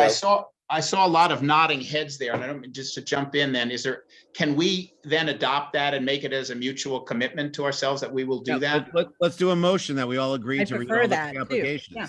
I submit a motion. We all agree to read the pre-applications in full. Second. All right, I think you thirded it, Patrick. All right, I'm not sure. I guess you can have a motion. We don't have Sally here as our parliamentarian, but I don't see any reason why we can't have a motion. No one can replace Sally, but we have the digital assistant from Susie. Is there any discussion, any further discussion about the motion? We'll just, My only input is that this is my last meeting. no, it's all members of the EDC. So, Perfect. all right, all in favor, say aye. Aye. Any Aye. opposed? All right, the motion passes. Good. Yeah, thank you, Joe, for raising the bar. I think this is one area where I don't put a lot of pressure. I let people kind of determine their own level of engagement. And I think in this particular case, your approach was the right one. So thank you for doing that. Okay, so that means that we're going to have a public meeting in about 2 weeks' time. We will, at the end of that meeting, we'll be able to provide feedback to the applicants. And I think what we should do is tell the applicants now in a communication, that this is the process, this is the timetable, they can expect to receive this kind of feedback at this time, and that we, before then and after then, any member of the EDC welcomes any feedback from them. The onus is on them to reach out to us, but any of them welcome a discussion. Here's the contact information for the EDC members, and best of luck, that kind of thing. John, would you want to let them know that about the meeting in 2 weeks, that they should be on it? Well, okay. I mean, I think they should. I personally think anywhere we're talking about this, if I was an applicant, I would be in the meeting, but Well, just to be clear, all meetings of the EDC are public. Right. So what I think we need to avoid, or I think it's important we avoid this, is that be a forum for interaction between the applicants and the EDC. Right. I'm not talking about that as much as I'm talking about that they hear what the process is, and so they have a better understanding that when we do reach out to them, they've been following along. I mean, it comes down to Susie's comment. If you want to participate, you got to be there. Yeah, Let's just formulate, John. I think we would formulate a nice email that can go on listserv and other places that says, we had our meeting, we had so many pre-apps, it was fantastic, we're really excited about it, and we're going to have another meeting in 2 weeks to discuss some additional processes that yada yada yada. And I think we can just do that. Yeah, I think what I think the dynamic that we should think about it, and I'll just ask for any feedback, is okay, Larry and Todd are arguing over, are arguing over Beth's application for flower pots, and Beth is in the meeting. And Larry wins. sorry, Larry wins. and so it's going to be almost impossible. Beth is going to be standing there saying, "I'd like to make a comment. I'd like to make a comment," because Larry or Todd. That's not what I'm referring to. What I'm referring to is if you want to better understand what you need to do, you need to participate. And again, maybe I'm a different person, but if I put a pre-app in, I would have been in this meeting, which I did, and I am. Yeah, no, I agree with you completely. Okay, as long I'm just trying to set expectations, at least among the EDC, in order for us to be able to get through that meeting physically. We're going to need to not have engagement. The applicants are going to be there to listen and to receive the feedback, which will be richer than it would be in writing. Yes, but they're not there. That's really my point. That's really my point. It's not a time for public comment on their specific application. As long as we're all okay with that, I think it's a great idea, and we should encourage them to attend because they'll be hearing things that will be helpful to them, and that's helpful to us. That's really my point. That's really my point. All right, Patrick, I also think the point is the timeline of letting the applicant know, hey, within 2.5, 3 weeks, you're going to get some feedback that's going to help you write your application so that they know that that's when they're going to hear from us. Yeah, so I think that's a good thing. This is having thought that this was a different process, but now having heard the feedback, this is a big improvement. And that's enabled, by the way, by the pre-app, which was a big improvement. So good. I think this is terrific. All right, I'm going to take, Ray, and then I'm going to share a couple minutes on the last topic and we'll move on. And we'll end. Ray, go ahead. Yeah, I just have a question. I understand what you're saying about not having the applicants speak at the meeting, but how can you tell them they can't speak at a public meeting? No, well, so what we can do is we can have, you absolutely can, and you know this, I think, from the select board, is we can have citizen comments. We're not required to have citizen comments the way we do it, which is completely open, and you raise your hand and you talk, because we've been able to operate as an EDC. I think it's most effective. At that particular meeting, it'll be a disaster. And so we can take citizen comments we're allowed to prescribe, I believe, the amount of time for citizen comments. And then after that, there are no citizen comments. Yeah. We're allowed to do that. Otherwise, the board couldn't. I mean, we operate this way because it's human and it's valuable, because like people ask questions like you just did.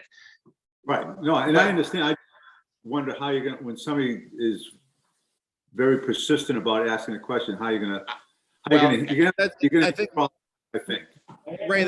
point. I think, John, I think just, we should set in the beginning of the meeting, we should set the rules, which we do on the school board. We should say, hey, if there's citizen comments, you have 2 minutes and we're not going to reply to your citizen comments in this meeting, or whatever it might be.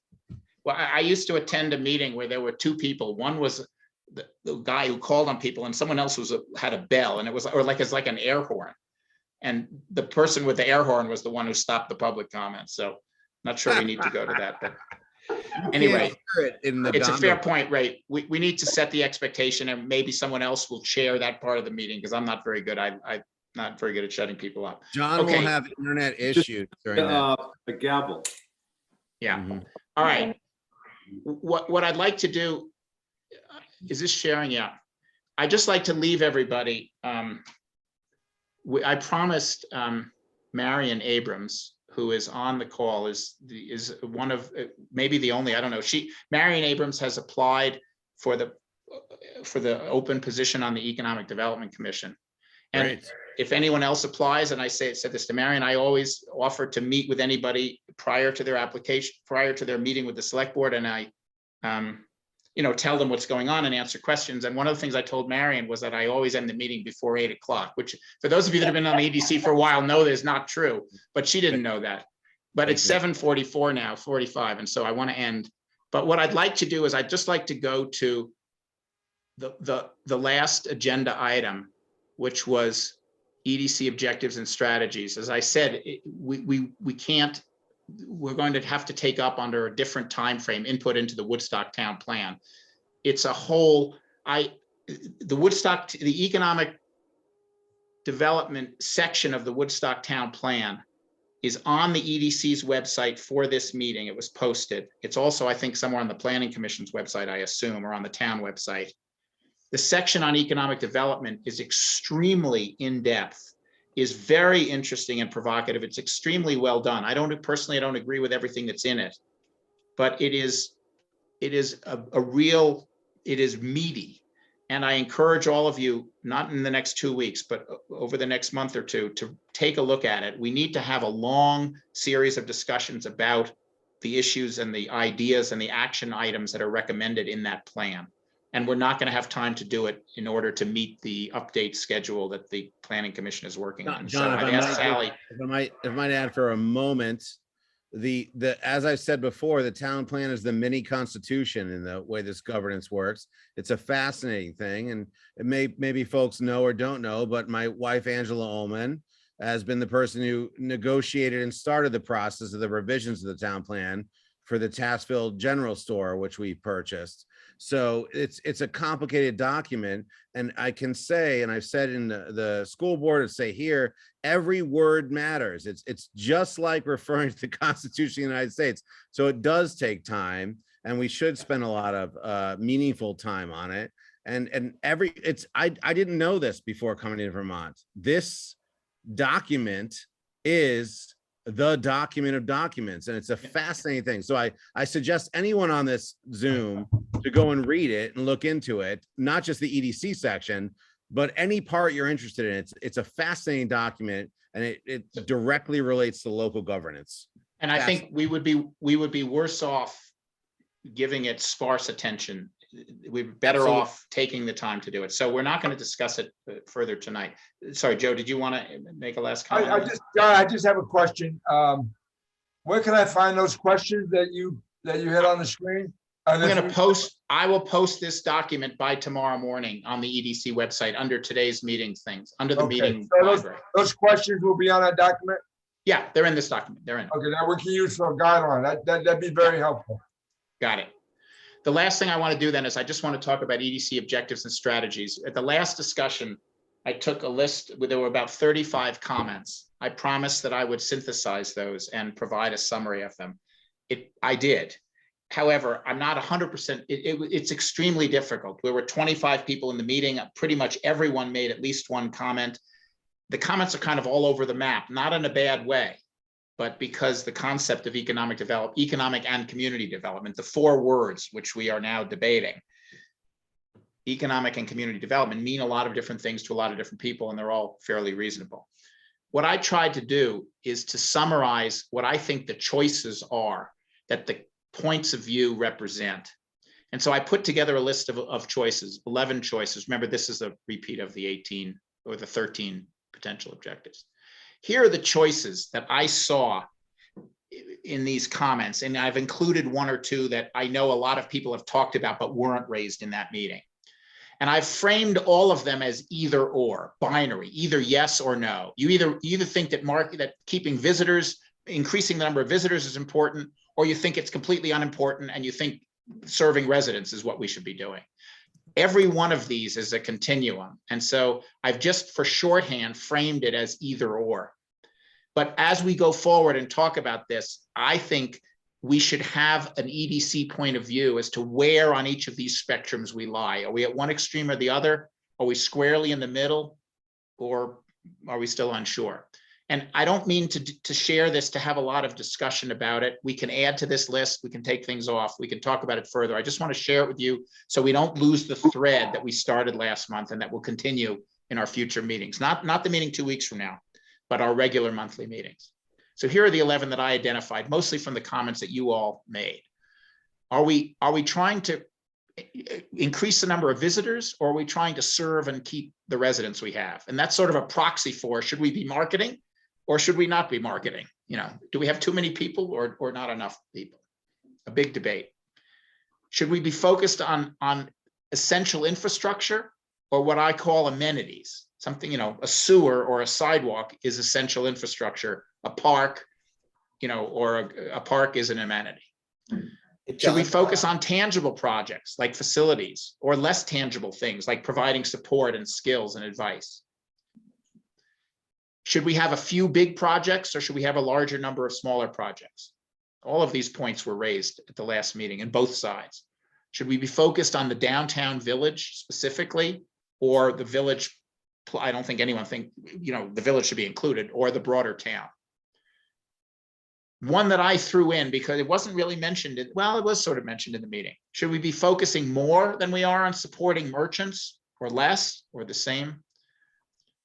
And then some points that weren't raised in the meeting, but are built into some of the published criteria we've used in grant processes in the past. And I think we need to rethink those this year, not necessarily this cycle, but for this year, so that next year we can have a very clear, well-grounded point of view. Should we insist on other funders or not? We have a number of applications who are asking, well, most of the applications have other funding. Should we insist on that or not? Here's an important one that I've heard a number of people frankly complain about. Should we provide ongoing support for something, or should we act only as an initial catalyst and basically say, Patrick, I'm sorry, you asked us for money to paint the sign last year. We're not going to give you money to paint the sign again this year. Should we provide funds to for-profit entities or not? That's what brought up even in this meeting. It certainly wasn't last meeting. Do we want more of things, more residents, more visitors, more stores, more jobs? Or is what we want different things, younger residents, more diverse residents, different kinds of stores? Are we trying to change what we are? Or are we trying to grow what we are? And again, remember, it could be both, could be some of both. And whatever it is, however it is, we answer those 10 things above. Is that something that we would expect to kind of last for some reasonably long period of time, and we pursue it because economic development takes a long time, a decade or two? Or is it something that we want to change more frequently because economic development is volatile and depends on the circumstances? I think a reasonable person could argue both sides of these spectrums on every single one of these. And that's why I think, and so that's the process we're going to go down. And for what it's worth, when you look at the meetings of other commissions in town, they're not like this meeting. This is like a brainstorming session with 12 people participating and 8 people listening in and wondering, should they join in or not? That's the nature. We have a tough job. It's the nature of economic development and community development. I think it's very complicated. And I think we're making progress on the operational side at the same time we're kind of debating these philosophical issues. And I think we need to keep doing both. So for those, yeah. So any last comments? So keep this in mind. It's just a placeholder. We'll come back to these choices. We can add to them. But we eventually, I think I would like to see us have a point of view about these, whatever that point of view is. Okay, Patrick, and then Roger, last few comments. One thing I want to just raise, this has been my thing all along, which is, to me, the EDC should be about economic development and not necessarily town infrastructure. And one thing we need to keep in mind is the town is going to get a boatload of money soon. We don't know exactly what it is, but I know it's coming. Everyone knows it's coming. And so, that's one of the things that, to add to your questions, John. Well, I have that. That is one question: infrastructure or amenities. Right, and so keep that in mind as we look at things. Sidewalks, lights, those kind of things to me are the town's responsibilities. I even personally think the leaf blower is the town's responsibility. Economic development to me is a whole different beast, and it's really more about the community, the businesses, and that type of thing, as opposed to physical infrastructure, which to me is the town. So just to keep that in mind, there will be a lot of money coming into Woodstock from the Fed and from Vermont. So I don't know exactly when it's coming, but I know it's coming down the road pretty quick. Roger, and then Todd.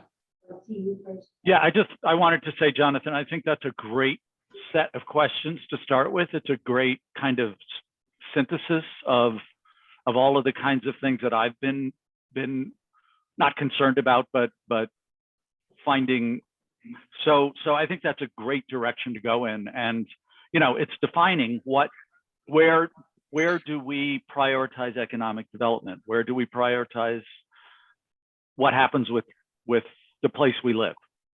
So this is great. Thank you. Todd? I would like to end on a cheeky note and thank everyone for their time and their work. It's hard because things come up in day-to-day life. And I had about 2 minutes today of free time and made the time for this. And I know that John is out with the family vacation and Patrick's running all these things. Thank you all so much. I would like to say on the official Vermont record, if someone's recording such things, that I voted against Christmas lights, Patrick. And remember, next year they got to find their own money. But no, in all seriousness, you like that, Joe? You know, they look good though. They look good. I just want to make it real clear that no one knows what they're doing, because if they did, everything would be great. And this thing about economic, what I've learned as the dumbest, most novice person on this committee, and I really appreciate everyone's input, but especially John's, because I talk to him all the time at 4 a.m. and he responds immediately, which is weird. I just want to say that what we want to do is we want to help people, we want to help the town. So again, and I go back to Susie's email and things like this, engagement is key, and let us know what you're thinking, and we're going to do the best we can. And the leadership that we've had with John and others and all the people that have been on for much longer than me, it's so fantastic. So thank you, John. Sorry, no. I pushed the wrong button. Sorry, keep going. Thank you for letting me be a part of this. But I also want to say thank you to the townsfolk for telling us what you feel and telling us what you think you need. And at the end of the day, our mission statement needs to be improved, and it will be improved. And I'm really excited for the future, and I'm really excited for these grants. So that's it. Everyone's working hard. We're doing the best we can, and thank you. All right, thanks. Can I have a motion to, thank you, Todd. Sorry. And Susie, my recording, I restarted again, but my recording may not be complete, so please save yours. I might need to call you on that. Hey, John, can I just make a quick comment? Yes, but it's 5:58, so I have to keep my promise to Marion. Go ahead.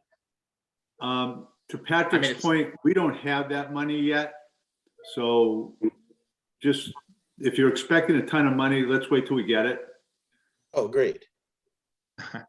All right, can I have a motion to adjourn? Yes. Is there a second? Second. All in favor? Yes. Any opposed? Nope. Good work, All right, people. Marion, 7:58. We made it. Thanks, everybody. Susie, send us a text. That's noted. It's noted. Thank you. Thanks, everybody. Take care. Cheers. Thank